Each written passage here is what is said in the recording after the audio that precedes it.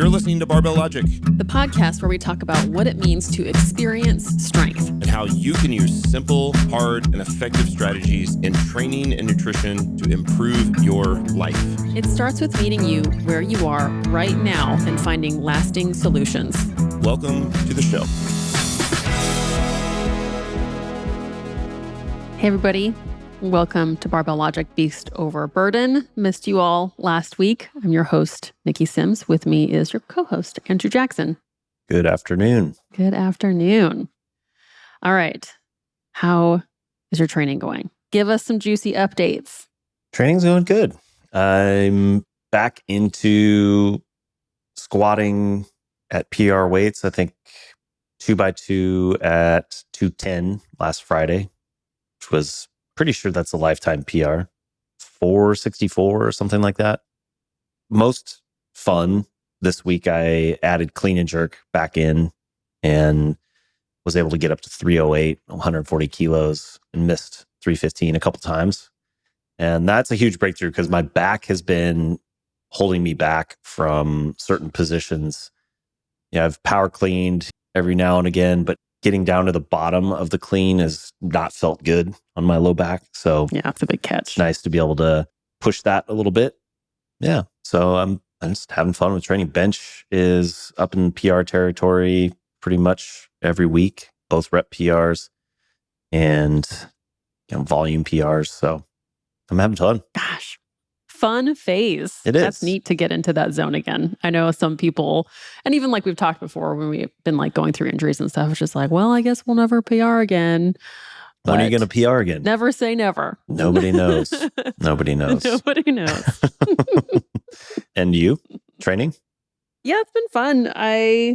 Getting back into some fun deadlifting numbers. Mm-hmm. And I did a fun chin up, probably a PR, earlier this week where I did 6 reps with 50 pounds attached to my body. So I think that's pretty good. And I liked how I felt able to really grind through the rep.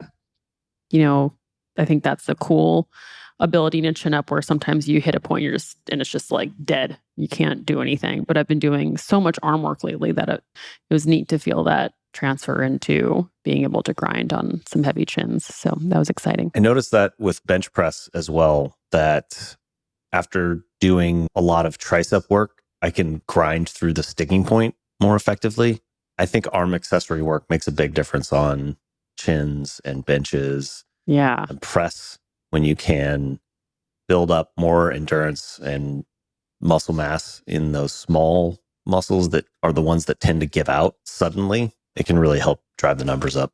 It really is sudden. It's like you start this out like, I can do 15 of these. I better go up and wait. And then like when you do a bunch of push-ups, just like it's dead zone. Yep. Yeah. The ability to differentiate between RPE, 7 left in the tank and 1 left in the tank it feels like you have 10, but it's 1. Yep. I think it's interesting also being in this phase of training because it is fun and yet it is also a bit of a challenge to not start expecting more. I don't have any excuse, if you will, that I have had in, over the past 5 years or 4 years where my back is always like a question mark. And now I still feel it every single rep. My back is still like, hey, don't forget about this pain. But we don't want you to think that you're okay. So it's just always there like a buddy, a little training partner. But I don't feel like it's limiting me. And so I notice that I start to expect myself to just be at whatever peak numbers I've had in the past. And I wanted to ask you about that sort of managing expectations and maybe a mental model for training, because we just last weekend also did a lifting camp with a bunch of folks in the Seattle area. It was a lot of fun.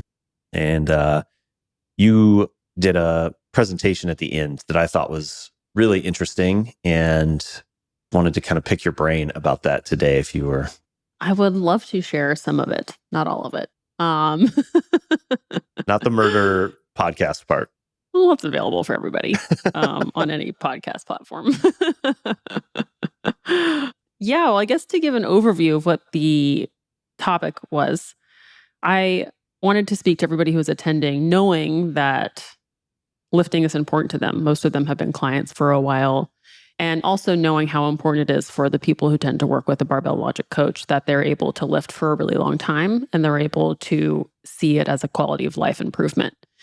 And for that to happen, it has to be something that we do for a long time. It's not a 3 months on, 9 months off kind of situation. It's a scheduled, at least, a couple times a week for years, years and years and years, decades even. That's what takes it from being a kind of a corrective measure where you're kind of in a panic mode of feeling out of shape and turns it into a lifetime habit that makes you more muscular and gives you a sense of control over your body composition and even over your health outcomes. So I was thinking about how to lift forever and what we've noticed in our clients who have been doing that for a long time. And, you and I have been lifting for a really long time. So I was looking for mindsets and behaviors that drive that type of living. First off, I guess, what does that model look like and how did you get to identifying that model? To me, there were 3 things that came to mind. One of them is the ability to plan, the ability to look forward in your week, and the ability to look forward in the next year, the ability to look forward into the next 5 years, and use that as a tool to guide your priorities and your goals and how you want to invest your time and money and how you're going to fit training into your life. That's a very important behavior, is even though it has to be kind of agile, your training schedule and what you're able to do based on where you are and what you're working on at that time, it has to happen. You have to make it fit into your life. Otherwise, it's something that you just end up missing and kicking down the road and you never do it. So I noticed that people plan to train. They build gyms, they hire coaches, they change how they eat. It's in their future and they figure out how to make it a part of their future. So I thought planning was a really important part of that. And also, there's always a component of the past in this model. And that I think is important because it drives what you want out of your future. And it also has everything to do with where you are now.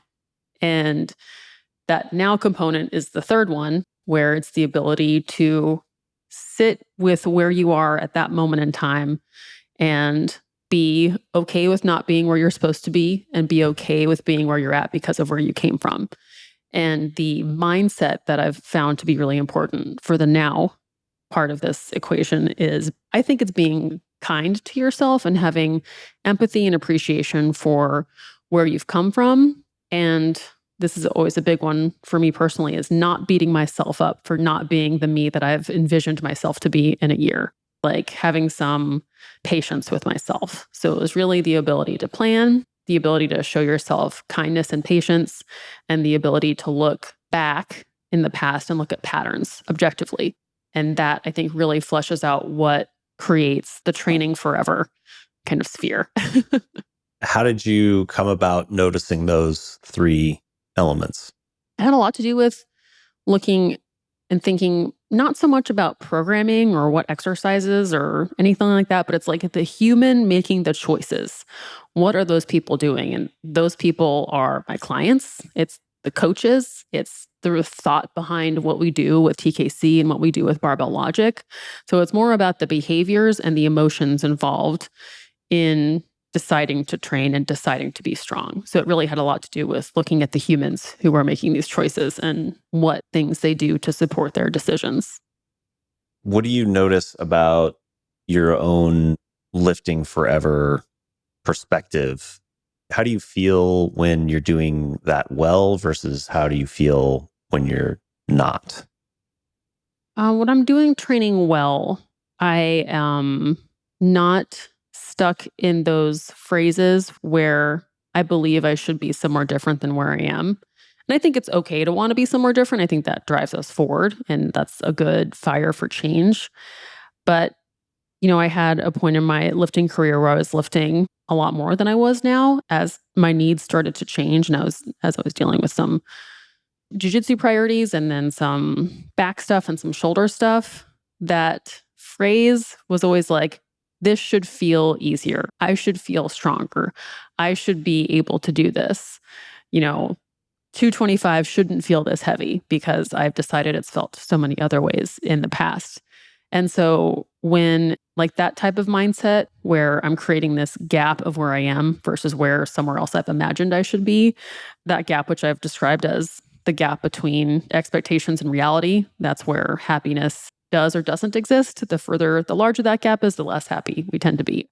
So when we create this should factor, a pile of shoulds, if you get kind of caught up in those emotions in that mindset, that doesn't make training feel good. Like it robs me of being able to look back at what I've achieved and enjoy it, instead of deciding like this is bad where I am now. I could look back and being like, that was badass what I did. Hell yes, I'm so stoked about that.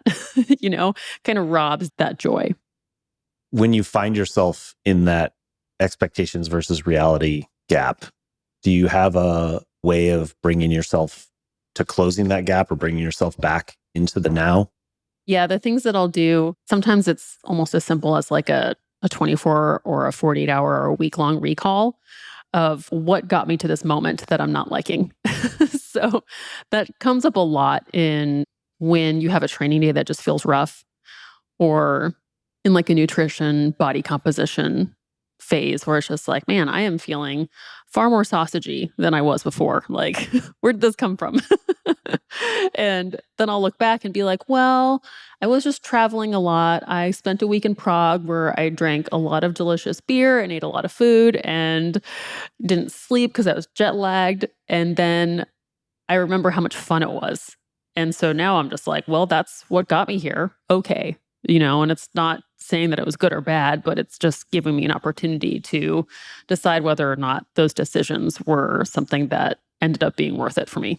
And then if they're not, then it gives me some criteria to plan for in the future. But it's the ability to kind of look back at the patterns that got me there and then decide, like, was that worth it or was it not? And that's an opportunity that we all have to like decide that something was good or bad. I try not to use those words, and I'm sure I accidentally have even just describing this, but if you say that something's bad, I think you can beat yourself up instead of acknowledging the choices that you tend to make and making yourself feel guilty about them, or just giving yourself some grace to make those decisions and then decide if you want to keep them in your life or not.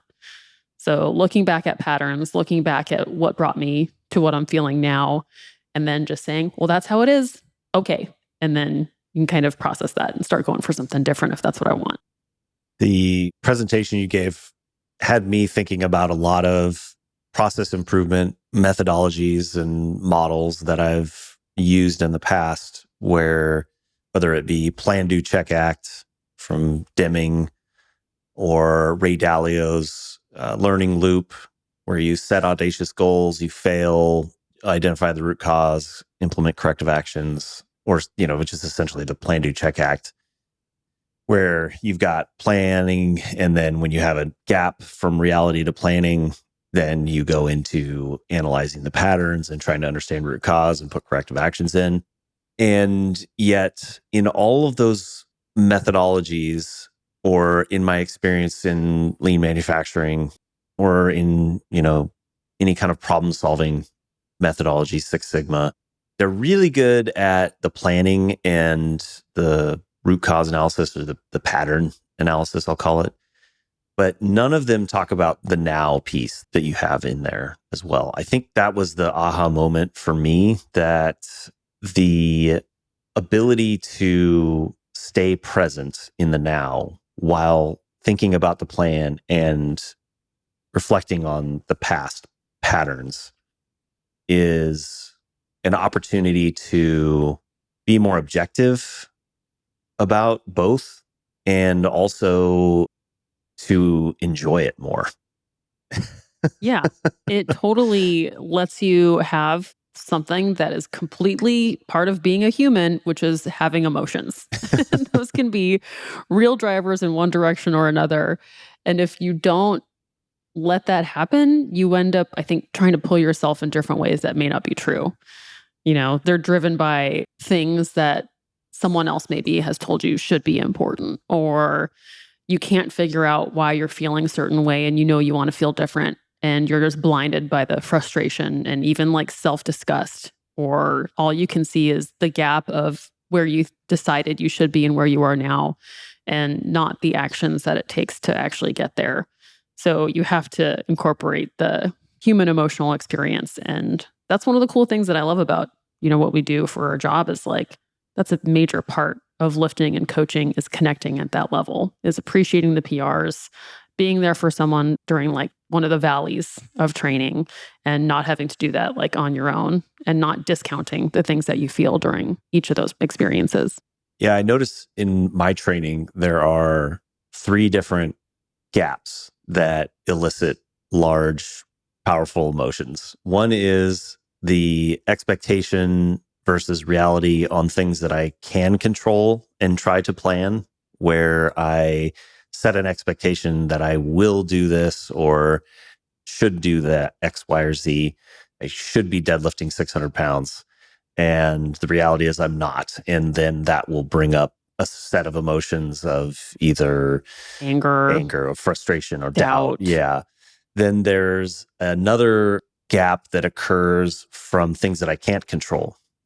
And it will be expectations that bring up more like fear or insecurity, because maybe it's job pressure or family stress or whatever circumstance that I can't control that is an unknown in my life. So then I fill that void of unknown with a whole bunch of stories about potential outcomes that are also not real.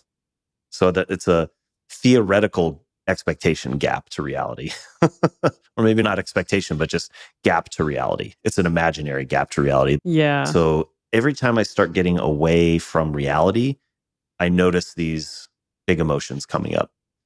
And then the third is looking back at patterns where I'll have some story about whatever the past that I can't change and now. So, and then that brings up shame or guilt or, things that aren't present in the moment. There's stories that I'm telling myself about the past that I can't change, that I get to then re-experience in the moment, that don't contribute to making objectively better decisions or experiencing what is objectively happening in the training right now or in life right now. Yeah. Along with that, I find for me, the process becomes acknowledging and accepting, and maybe I think your word was being kind with myself about whatever emotion it is that I'm feeling without attaching any meaning to that emotion. I'm feeling it, but it doesn't mean anything other than it's an opportunity, I notice, to pull the thread on which gap is it that's driving that emotion, and what do I actually want to do about it? Do I want to change the plan? Right. Do I want to reflect on the pattern from the past and change some sort of behavior? But I thought that was one of the cool messages that you talked about, is that your plan is a vision for the set of behaviors that reflect the person you want to become. Yeah. The way that makes sense in my head is like, how does that person act? So I can at least start pretending to act like that person until I actually do. And it was even a useful tool when we were writing out our annual objectives for the company. For me, I had to put myself in, December of 2024 and say truths at that point. We have X, Y, and Z in place. We have this team. We have these team members. So I've created that kind of reality. And now, we're in May. And so when I'm working on like these projects that I've created, I have to actually make those true. And so by the time we get to December, I can actually be the Niki that sits there and says, we have this system in place. But until then, I have to start doing the little things to kind of build that truth.